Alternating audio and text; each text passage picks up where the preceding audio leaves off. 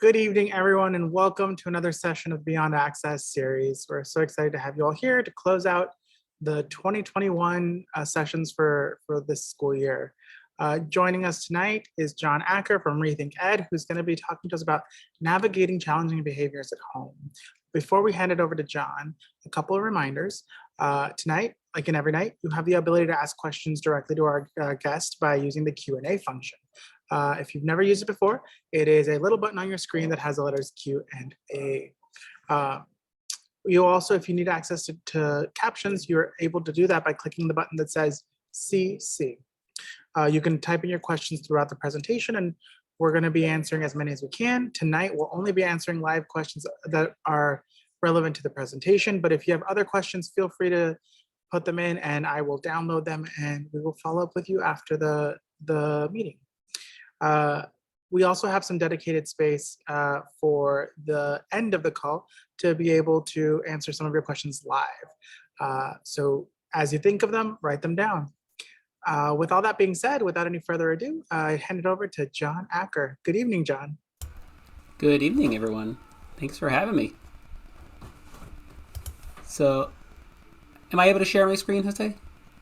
You should be able to, yes. Okay, great. All right, so good evening, everyone.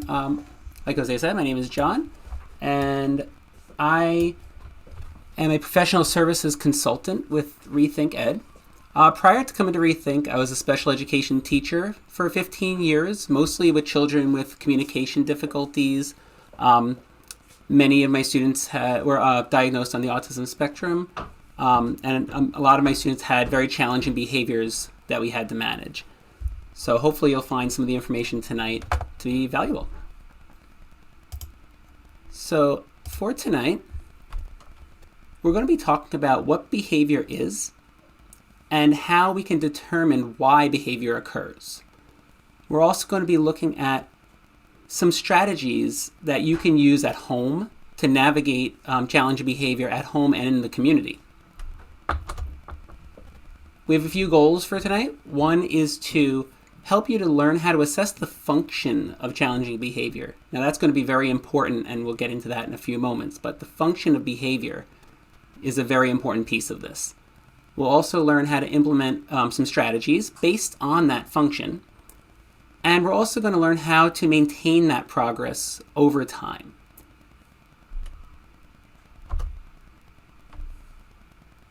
So when we think about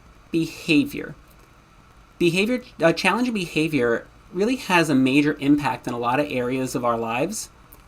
So if you experience challenging behavior at home, you may see an increase in stress at home. It could lead to demoralization for your child or for you. It could lead to an increase in injuries for your child or others. And challenging behavior does have an influence on relationships, on school performance, and your child's ability to participate in different activities. So what is behavior? Behavior is anything that we do. I engage in behavior, you engage in behavior, your child engages in behavior. Behavior is just something that you do, whether others see it or not. Behavior is a function of the environment. Behavior happens in a context. There's something in the environment that helps to bring about the behavior that you see. Now, this is empowering for us because it helps us to realize that we have the ability to choose what goes on in that environment. And when you can identify reasons why behavior is occurring and what in the environment is bringing that behavior on, then you're also empowered to get control over the situation and to respond strategically to that behavior in the future. So as we go through tonight, I'm going to give you 5 steps for a process. We need a game plan if we're going to address behavior. So the game plan I'm going to give you tonight, it has 5 steps that we're going to learn. So the first step is we're going to learn how to define behavior. Second, we'll learn how to figure out the function of that behavior. Third, we'll create some strategies around that function. Fourth, we'll learn how to assess the effectiveness of your strategies. And last, we'll give you some tools that you can keep in your back pocket that will help you prevent future challenges challenging behavior that you may see. So let's dive into step 1. So our first step toward behavior change is simply defining the behavior. By defining the behavior, we get a clear picture of what that behavior looks like. We want to make sure that we use action words to define the behavior so that words won't be misunderstood. So we want to make sure that we describe this behavior. We know exactly what we're looking at, and anybody who comes into the area might know exactly what we're looking at if we are very precise in our language. So for example, think about a time when you're at the grocery store and you might see some challenging behavior beginning. So instead of saying your child has meltdowns, we want to be more specific. A meltdown is vague, and it could look different to different people. So we could be more precise in our language, and instead of saying meltdown, we can say my child throws himself to the floor. My child screams. He screams, "I want it," loudly enough for others to hear in the next aisle. This is very specific. He hits his fists on the ground. This is the more precise language that we want to use. When we're coming up with our definition, we want to talk about when is this behavior happening? How often does the behavior happen? How intense is this behavior? Answering all of these questions gives us a baseline of where our behavior is at the start of this process. And by knowing the baseline level at the beginning, we can recognize progress that's made as we go through our different steps and we work on making this behavior easier to manage. So the big takeaway from this is a little rhyme that we want to name it so we can tame it. We want to name it so we can tame it. We have to give this behavior a precise definition to work on it.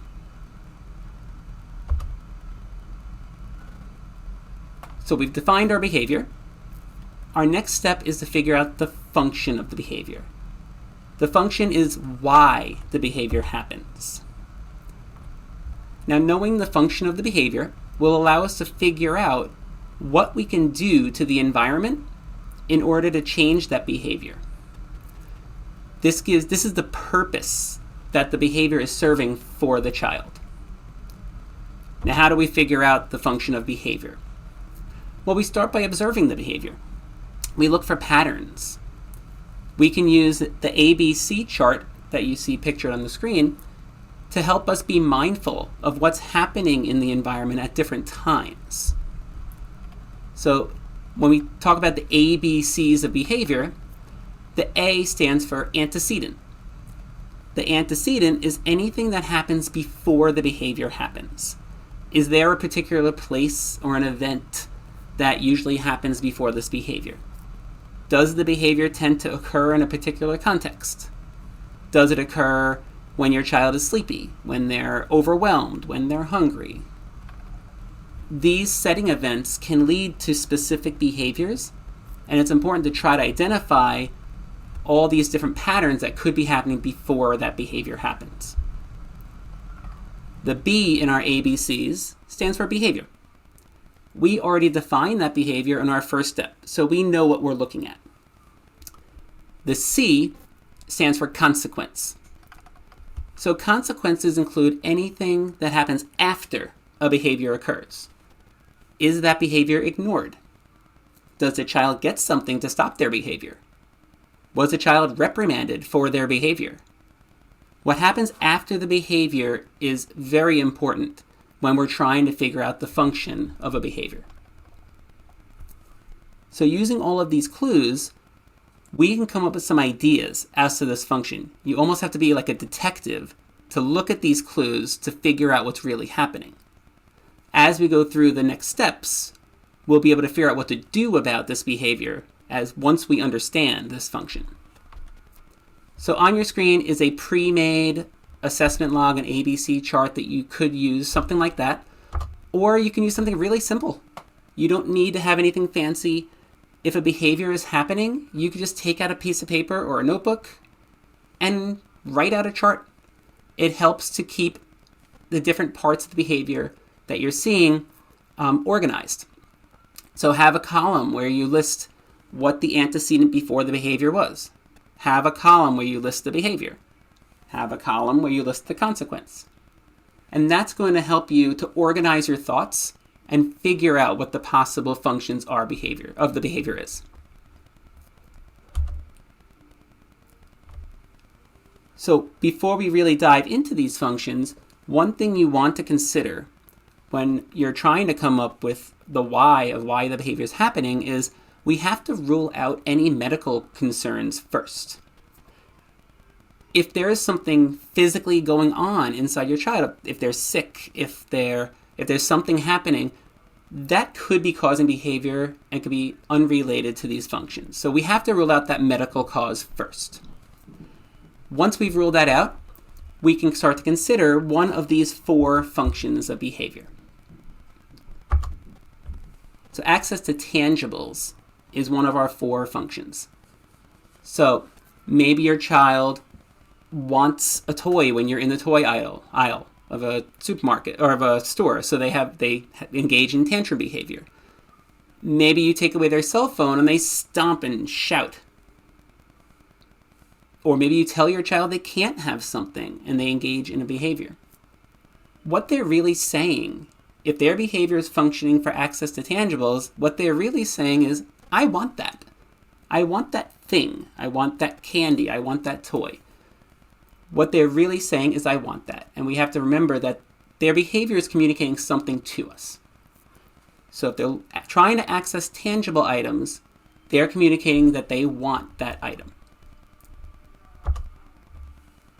Our second function is escape or avoidance. Maybe you give an instruction to start your homework and your child cries. Or maybe you tell your teenager they have to complete their chores and they roll their eyes at you. They're really communicating to you, I don't want to do this. Or they might be communicating, this is too hard. Or I need help with this. Whatever they're trying to communicate specifically, they're trying to escape something or avoid it entirely. And that is our second function that you might see. Our third function is attention. Maybe you're on the phone and your child is pulling on your arm. I have an almost 3-year-old and this happens frequently when I'm on the phone. She's trying to pull my arm. She's trying to tell me, I want you to pay attention to me. So attention-seeking behaviors are fairly common, and this might sound familiar to you. You might have seen these kinds of behaviors as well, where your child just wants your attention. And that is our third function. And our last function is sensory.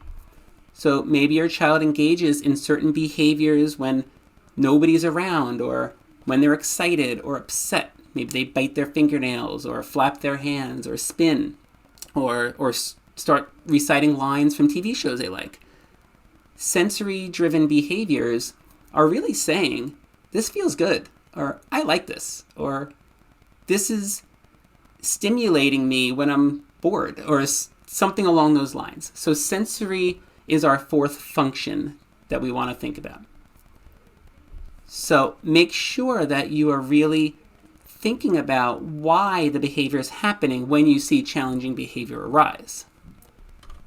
Because then with our next step, we can use that information. Our third step, after we've defined the behavior and we've figured out some possible functions of that behavior, is to create strategies. We want to think about what strategies can we use that will help us to work on decreasing the frequency of this behavior. The strategies that you use will work on the environment in some way. You want to start by making sure that the function that you identified in the last step is your focus of your strategy. All of your strategies need to focus on that function. Your strategy doesn't just aim to reduce challenging behavior. Instead, your strategy must involve teaching new skills that are going to replace the behaviors. So we don't just want to make challenging behavior stop. We want to replace it with something else that's going to be better. Better for our child, better for us. A lot of the time we can teach adaptive skills. So adaptive skills are those that allow the child to adjust to their environment or to respond to their environment. So skills such as self-care, communication skills, flexibility, waiting skills, tolerating delays to desired activities. These are all really important skills that everybody needs to learn, not just children, but adults need to learn these skills as well in order to be independent.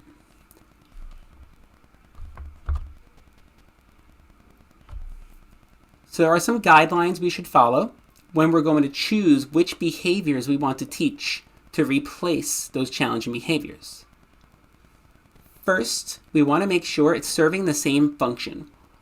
If your child was engaging in a behavior to access tangible items, then we want to make sure the replacement behavior will give them access to that tangible item.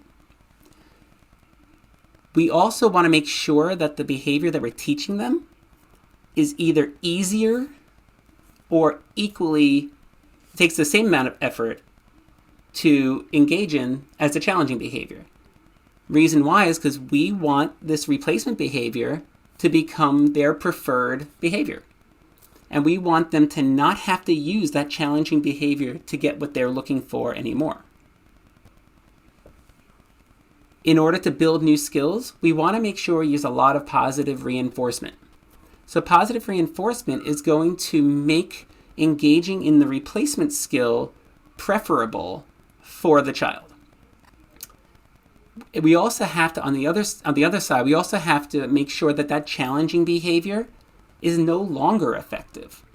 They were engaging in that behavior because it got them something, one of those functions. We want to make sure that the replacement behavior gets the reinforcement now, and the challenging behavior no longer gets that reinforcement. So this way they won't use that challenging behavior anymore.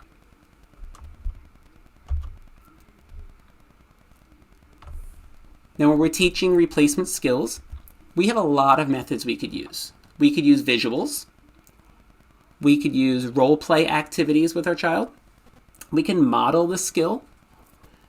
We can take a really complex skill and break it into small pieces that can each be taught to build the complex skill. That's called a task analysis. That's really useful for any self-care skill, daily living skills. So if we want our child to learn how to dress themselves or learn how to sweep the floor or load the dishwasher, we can use a task analysis to break those big skills down into small pieces.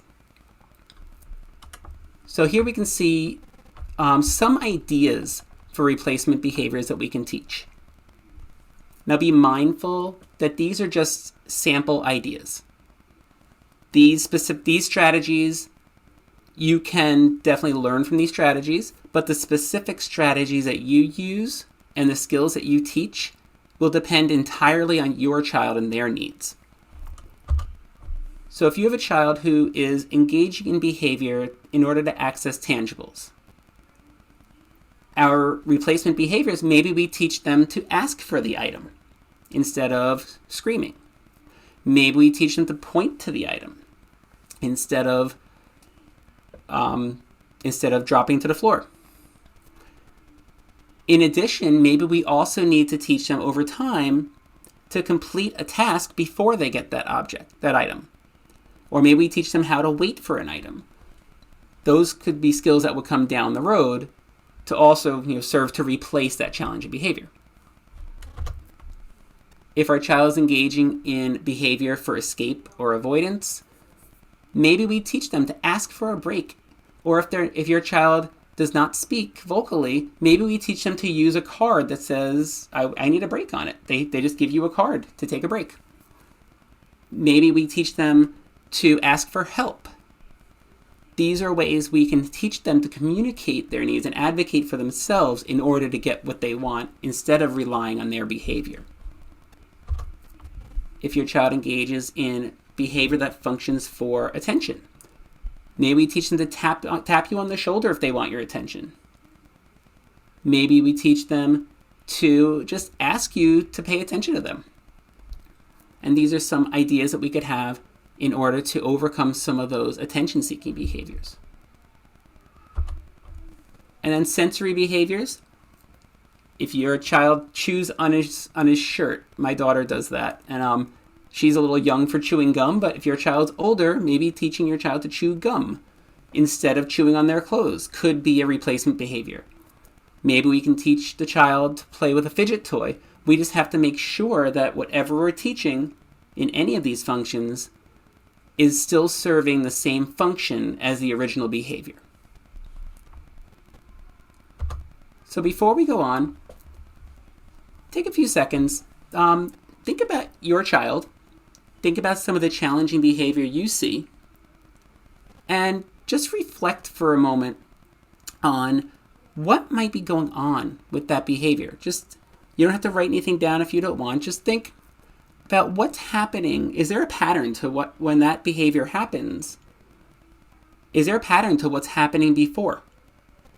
When that behavior happens, is there a pattern to what happens after that behavior? Start thinking about what the possible function of your child's challenging behavior could be. So take a few seconds, just kind of reflect.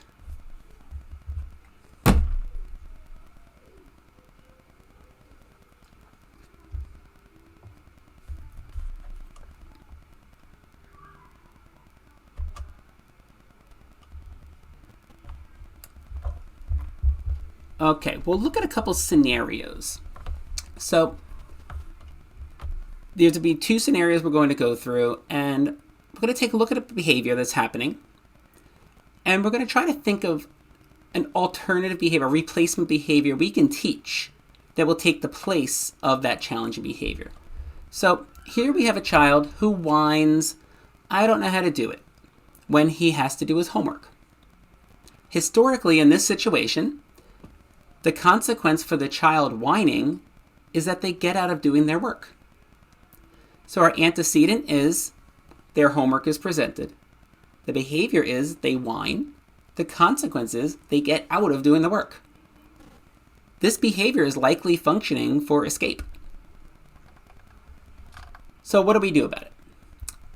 We know that we want the replacement skill to achieve the same function as the original behavior, while taking equal or less effort to do so. So maybe we teach the child to ask for a break instead. Now, they get that escape, but they don't have to whine for it. For some children, it's going to be a lot easier to say, "Can I take a break?" than it is to expend the energy on whining. So, by teaching this skill, we might be able to overcome that challenging behavior and teach them something different they could do instead. Of course, we can't stop at that. It's not realistic that every time you ask for a break, you're going to get out of what you were doing. That's not real life. So we have to go a little further and teach them to overcome the challenge and not just escape it. So maybe we can teach them to skip the harder items on their homework and then move on. Maybe we can teach them to do their work as best they can independently before we come in and check it over. In either case, we would provide a lot of praise to help that child want to engage in these alternate behaviors. We want to make sure that what we provide to help them learn these new skills is really powerful and something that they're really going to want to get. So, teaching these new skills, make sure that you're providing a lot of praise in order to help them prefer that over their original behavior. So one more scenario. In an all too familiar scene for many parents, our child engages in tantrum behavior when they pass the candy aisle at the store. To get this behavior to stop, the parent buys the child the candy. And that, I think, is a natural instinct that the child is very loud and screaming in the store. You don't want to make a scene. So the parent might buy the child the candy. The child gets access to that candy. So our antecedent was the child is in the candy aisle. The behavior is the tantrum behavior. The consequence is the parent buys the candy. This behavior is likely occurring because the child is getting access to tangible items, the candy. So, what do we do about this one? Well, maybe we teach a child to ask for the candy instead of using tantrum behavior. This will still result in them getting the candy, but it takes a lot less effort to just ask, "Can I have candy?" instead of dropping to the floor and screaming. It's a lot easier just to ask. So maybe we teach that first. Again, not realistic in the long term that that's where we would stop, so we need to think about what we're going to do instead after this. Once we've got that tantrum behavior replaced, maybe for this child, we teach them to accept and tolerate no as an answer. You're not always going to get what you want, so maybe this is something we need to teach them. When we do, we provide lots of praise or a reward of some kind to make it really valuable for them to tolerate not getting what they wanted. So these are just quick scenarios. These may or may not apply to your situation, to your child, but just some ideas to get you thinking about our process and how we're going to pick new behaviors to teach. So providing positive reinforcement is very important when we're teaching new replacement skills. It involves giving the child something good, something that they want, after they engage in a behavior that you want to see. So the behavior happens first. The positive reinforcement is the consequence. So here we just have a couple ideas. I particularly like when siblings play together. So maybe one of these ideas, then siblings play together, they get a pom-pom in a jar, and they cash that in for a trip to the ice cream shop. That's a great kind of a 2-for-1. You get both children playing nicely together. So that's great. If your child uses a lot of bad words, and maybe when they refrain from using bad words, the parent does one of their chores for them. That would be motivating for a lot of kids, especially older kids. So again, these are just ideas. What applies to your particular child is going to differ. Some of this might apply, some might not. You know your child best. So you're in the best place to pick out what it is that's going to be really reinforcing and motivating for your child. Now, even when we use reinforcement strategically, we might still see some challenging behavior. So you need some reactive strategies on hand that you can go to in case behaviors do come up. So some of these ideas might be to ignore the behavior. If the behavior is looking to get attention, ignoring is often a good first step. Maybe you're going to delay their reward. If they really want a tangible item and they engage in challenging behavior, maybe it just takes them longer to get that reward. So the big thing to remember is you want to remain calm, and you want to use less language if possible. So even as little as saying, "do this," and modeling what you want them to do. That's something that could be really valuable. It's taking all the extra language out of play. But the biggest thing here is you have to make sure you follow through on what instructions you give. A little tip, if you aren't prepared to follow through, then don't give the instruction in the first place. You want to make sure that what you say, you mean, and the child knows that you mean it, and that you will follow through on what you said.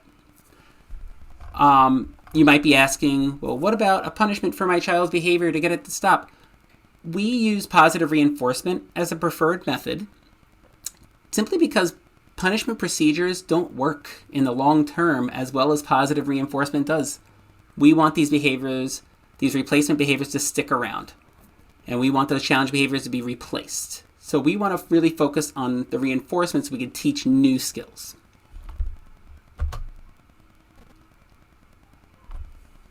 So now that we've defined the behavior and we've figured out the function and we've created strategies, our next step is we want to assess the effectiveness of our strategies. Now, when we collect data on our behaviors that we're seeing, we get clues. Remember before I said we want to be detectives. We want to use all the clues we have to figure out how to approach behaviors. So if you can make a graph of the data you collect, that's fantastic, because it's a lot easier to read a visual representation or a graph. If you could do something as simple as before you go to bed at night, just write down what happened during the day. Just a couple blurbs about what happened. As long as you have some sort of information that you could look at for yourself, then you're on the right track. Once you've tried the strategies that you picked consistently for 2 weeks, then you have enough information to really decide what to do next. If the behavior is improving, then your strategies are working. Keep it up. If the behavior is not improving after 2 weeks, something might need to change. Maybe you need to reassess what the function was.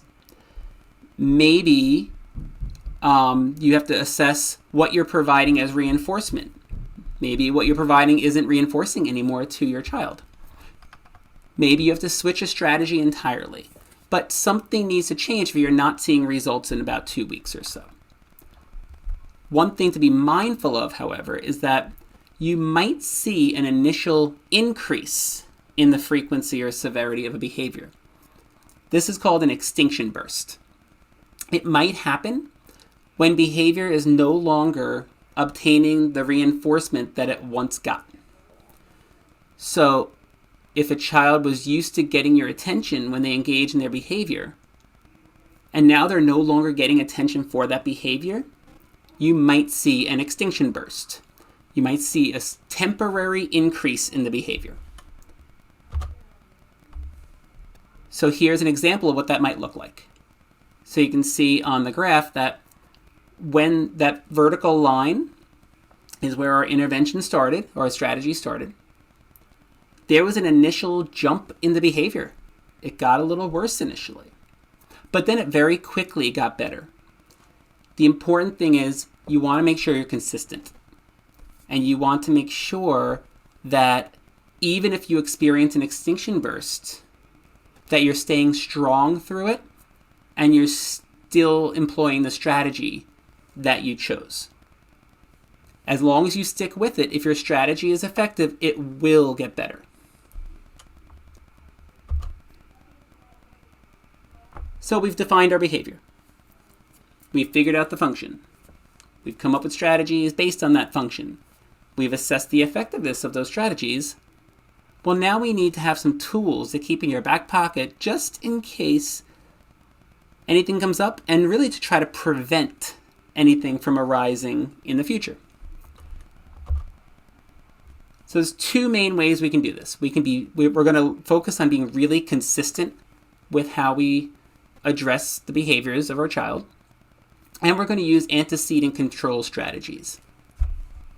The antecedent control strategies are ways that you can arrange the environment to lessen the chance of behaviors happening in the first place. So some of the ways you could do this are providing choice. So maybe you give your child the choice. Do you want to do your homework and you want to sit in this chair, or do you want to sit in this chair? That little choice, even though it doesn't seem like much, can be huge because it gives your child control of a situation in some way, and it empowers them to make decisions for themselves. And that is really important. So providing choice is an easy thing that you can embed in the day to help your child to not engage in those challenging behaviors at all. Giving clear expectations, giving clear directions. That's another way that you can try to minimize any challenging behaviors before they happen. Reducing task difficulty. I use this very frequently with my daughter. She's learning how to dress herself now, and I know if I give her her sock to put on by herself, she's going to drop to the floor and cry. So what I've had to start doing is I start it for her. That's a hard skill for her right now. So I put the sock on her toes, and all she has to do is pull it over her heel. So I've made the task easier to try to help her to have success with that task. And over time, we'll make it harder. But we're going to wait till she has some success early on in that skill first. So reducing the difficulty is a great way to head off any behaviors before they happen. And then creating predictable routines. Everyone, I think, likes routines. Adults like routines. Kids like routines. So if we can make the day consistent and have routines built into our day, That's going to help alleviate any problem behaviors that might occur. And we also want to make sure we're consistent. So giving countdowns for transitions. So I use timers all the time in my house. There's so many timers here because having a countdown of when something's going to happen tells the child what they can expect and when they can expect it. Visual timers are even better if you can find those. Giving reminders of what behaviors are appropriate and what the rewards are for engaging in those behaviors also is a great way to work in some consistency into your routines. Starting with high probability behaviors and building some momentum. So if you know there are 3 things you need your child to get done, and one of them is going to be hard, and the other 2 are going to be easy, start with the easy ones. Let them build some momentum first, and then it'll make the hard ones seem less hard. And then providing attention on a non-contingent basis means that we know our child wants our attention. We're not going to wait for the challenging behavior to start. We are going to give them that attention before they even need to engage in any behavior. We're just going to give it to them for free. So giving that non-contingent attention is a great way to also help head off any of these behaviors. So a quick review, we talked about 5 steps that you can follow to help you to start to recognize challenging behaviors and to start to work on replacing them. So we want to define that behavior very specifically. If you can be specific, then you know what you're looking for. We want to figure out the function.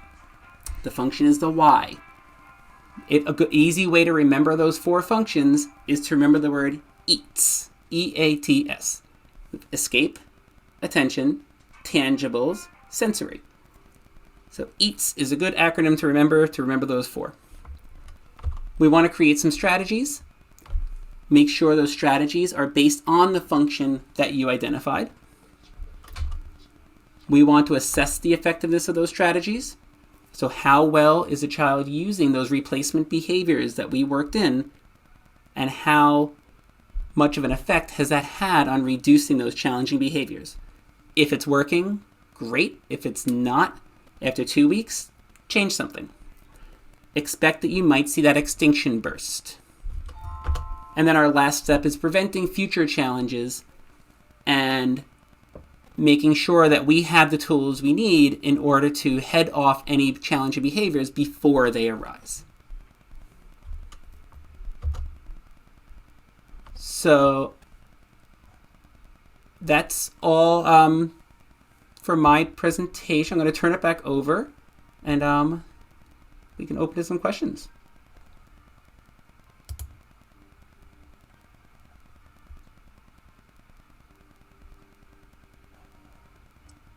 So I'm looking through some of the questions, and I think you've answered a lot of them. One of the questions in here is like, how long does it take to start to see replacement skills, right? And you talked about that that 2-week period, right? Do you want to share anything more on that front?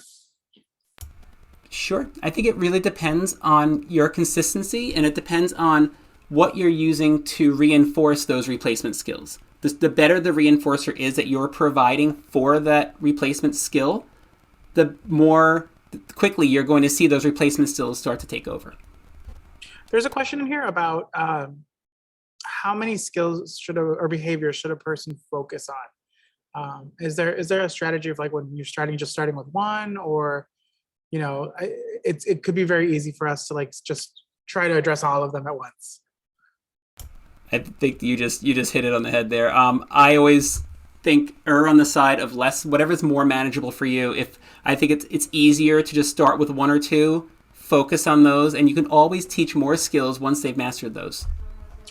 I also think it's really great to start just with 1 or 2, because it's not just a change in behavior for your child, it's also a change in behavior for you. And one of the things that you said that I think was particularly interesting is how important follow through is, right? So through this system, as folks are trying to change behaviors, it's also a kind of a change in behavior for you as a parent.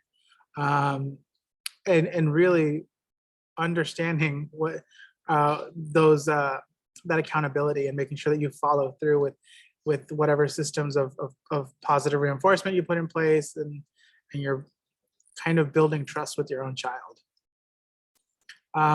There's a question in here around triggers, and how to handle through the process, how to handle triggers that are things that may trigger a specific behavior.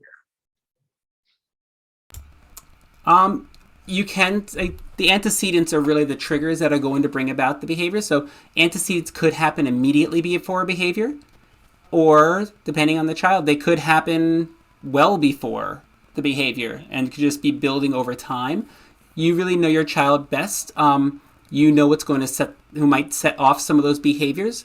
So, but it's not impossible that an antecedent could be happening several hours earlier that's going to cause a behavior later. Thanks. Someone wrote in that you listed several adaptive skills when you talked about creating strategies. Would you restate some of them? One of them sounded similar to delayed gratification. So adaptive skills are really any skills that help you to adapt or adjust to your environment. Our environments are never the same all the time. So we have to have adaptive skills in order to adjust to any changes that might be happening. So communication skills would be an adaptive skill. Self-care skills are adaptive skills. And you can learn how to wash your hands in one place. You're going to have to learn how to wash in every place because not every place is going to be the same. These are the kind of skills we're talking about. So you had mentioned something about delayed gratification, you were saying? Yeah, the question says one of the skills sounded like delayed gratification. So so like learning how to wait for something, or that's a really hard skill for a lot of kids and adults to learn, not just kids. But that's a really important skill because when you're independently accessing your environment, you can't always have everything you want when you want it. So delayed gratification, if you could word it that way, or learning how to wait for things. So those waiting skills become really important, especially if there's a behavior that's maintained by tangibles. That's also an easier place to start teaching a child how to wait. Mm-hmm. You could even start with just having them wait for a couple seconds and then just build that time over time. It doesn't have to be a big wait all at once. That's interesting because it kind of sounds like the rewards after a product, like going out to the grocery store and saying, all right, if we behave at the grocery store, we get ice cream when we get home, right? And it's that waiting time, that car ride home. It feels like an eternity for that kid waiting for the ice cream, right? So I love your idea of starting with just 5 seconds and making it something that's manageable for kids and starting in small steps. Another question in here is talking about their son bangs items to get their way every time he wants something. What replacements can I use with him? On the bus, he hits windows and things like that. I think it really depends on exactly why they're banging objects. Are they banging objects in order to access something, or are they just banging objects because they like the sound of it, or they like the feeling on their hand of it? It really depends on that function. And if you can figure out that function, then you can start to come up with some replacements. I wouldn't be able to give any replacements now without knowing that information. But as you observe the behavior, if you can figure out which function that behavior would kind of fall into, then you can start to brainstorm some ideas as to new things you can teach that would still get that same either sensation or that same access to something or that same attention, whatever it is that they're looking for that behavior. Here's an interesting question, John. So if a child has certain behaviors that are not necessarily a risk to safety, should those behaviors be promoted, or try to see what the child is trying to illustrate, especially if the child is nonverbal? I tend to think that any of those sensory-based behaviors, they're only really a problem if they're disruptive, dangerous, or in some way affecting the independence level or the learning ability of the child. If they're not affecting any of those areas, then they're not causing a problem for anybody. The context is fine then. Context is what really matters. So if your child is engaging in a sensory-based behavior and it's a dangerous behavior, then that would be something you want to try to replace. But if they like to flap their hands and it's not affecting anybody else, then it doesn't seem like it's something that to work on. But unless it also depends on your perspective as parents also, and it depends on what the child is really trying to get. It goes back to that function. It depends on what they're trying to get out of that behavior. I don't know if I answered your question. No, I think that's a great answer. I think there's also a question in here about how do you apply this? The question is essentially, does this work for all age groups? Or is this particularly for young children? What would you have to say about strategies for different children who are different ages? Behavior analysis works for anybody, regardless of age or diagnosis or functioning level. It works for everybody. It would work on anybody here wants to use it on their spouse. This kind of strategies would work on your spouse as well. It might look different depending on the age of the child, the communication level of the child, but the same principles will apply universally. That's great. It's great to know. So if you had to give somebody,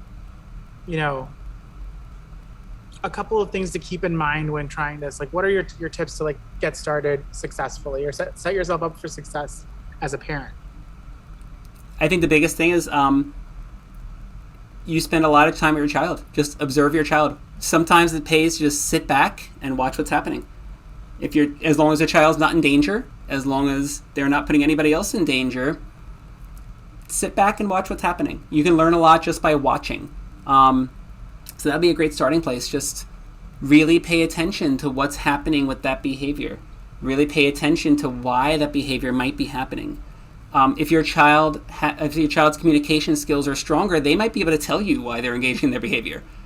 If they can't communicate why they're engaging in the behavior, then you can learn a lot by really just sitting back and observing. That's really the first step. Just observe, and you know your child best. So use what you know about your child, and just keep an eye on what they're doing, and you can start to figure out why they're engaging in their behaviors. It's interesting because one of the points that you talked about was tracking progress and data, and I think that might seem difficult for parents who may not have an educational background. Do you have any tips or thoughts around how to make tracking easy for a parent? Keep it simple. I don't collect formal data on my daughter's behaviors. There's just not enough time in the day to have a chart handy to do any of this with. So what I do instead, though, is I'll reflect on what she was doing. If there's a particular thing she was doing, I do have a little journal that I'll keep notes in. I'll just, at the end of the day, I'm sitting in bed, I'll just jot down something that might have happened during the day, just so that over time, if I start writing down this same kind of behavior every day, then I could start looking for patterns in that behavior. So keep it as simple, whatever works for you. You don't have to graph the behavior. It just makes it easier to analyze it if you do, but that's not realistic for a lot of people. For most people, I think that's not realistic. So I'm going to ask this question as it was written, and then I'm going to reframe it just a little bit. And so from a behavioral perspective, the way it's written is from a behavioral perspective, do you have any general recommendations to help children focus during remote learning? And then the reframe on that is, do you have any recommendations for parents to help refocus their child? Remote learning is hard. I saw it from the teacher's perspective when all this started, and it's hard. The advice I gave to all the parents of my students was to start, make sure you have a dedicated space set up. You want to set up routines. You want to set up consistency. So if you have a dedicated space, it could be a corner of a room. It doesn't have to be anything fancy. It could be the kitchen table. It can be something that's just a dedicated space that every time they're going to start remote learning, they're in that same space. You can let them have fun with it and make it their own, decorate it however they want, and make sure that you really make it a fun, positive place to be, because you want them to approach that place. So for my students, when all this started, I had sent home just a little pencil box of all the things I knew they liked to do. And I sent that home to the parents so that the parents could just have all that in that area. So the child knew that when they went to that area, they could play with this stuff, they could engage with these activities. And I think the one key to that is make sure that whatever activities you put in that dedicated space for remote work, that's the only place they can access those materials. So if they go sit on the couch, they can't interact with that same material anymore. It has to be at that dedicated space, and that's going to make them want to go to that dedicated space. And I forgot the second part of your reframe. I apologize. No, I think you answered it brilliantly. I think sometimes we've got to ask the question is like, how do I get my kid to do this? And I think it's also the same question is, what do I do, right? As a parent, like, how do I think a lot of times folks think, I have to sit there with my child the entire time and like point them back to the screen. And while that might be the case for some kids, it's not always the case, right? Right. And I think one of the best things I was able to tell the parents of my students that I had during that time was, go easy on yourself. Like, this is a hard thing that is not something that kids are used to doing. So if you can't get your child to engage the whole time during remote learning, start small and try to build them up, and it's okay. And I definitely discuss all this with the teachers as well, but don't beat yourself up if you can't get them on the entire time. It's not something that was a common thing before the last year and a half. Here's an interesting question. How do I work with my child's teacher to make sure that the strategies I'm using at home match to what he's saying at school? Communication with the teacher is huge. I was always big as a teacher on making sure that I was communicating as often as possible with the parents. For some parents, it was daily contact. Some it was weekly. But I think the good news with that is behavior, like I said during the presentation, behavior is very context specific. It's environment specific. So you could be working on things a little differently at home than what the teacher is doing in school, and that's okay because you're in a different environment than the teacher's in. The teacher might have 20 other kids in there with your child. It's going to be a different set of strategies he or she is going to use in school than what you're going to use at home. You want to base their strategies off of the environment you're in and where you see the behaviors happening. So John, big picture, if folks had to walk away with one thing they've heard tonight, what would that one thing be? There's so many to choose from. I guess the biggest thing to me is that behavior can change. There's always hope. Even if the challenging behaviors seem really insurmountable, there's always something you can figure out to help your child overcome that. It's just working on behavior is a very positive area because you're never limited by, you're never in a hopeless situation. There's always something you can do to help your child overcome whatever it is they're working through. Thanks so much for joining us, John, tonight. Really appreciate the time and answering folks' questions. And thanks everyone for joining. This is the last session for this calendar year. So we're going to be back in Beyond Access on January 4th. This also was our last session with Rethink Ed for this series. So thank you to Rethink Ed for helping us out. I'm sure they'll be back later in the school year for more sessions. But January, we start a whole new series, and it's going to be our social and emotional learning series. And we're going to kick it off with Anne Reen from the Getting Ready Project, who's going to talk to us about the importance of movement and how that helps regulate our social and emotional health. So really looking forward to you all. Remember, no session next week. So until then, enjoy the holidays, everyone, and stay safe, and we'll talk to you all soon. Have a great evening, everyone.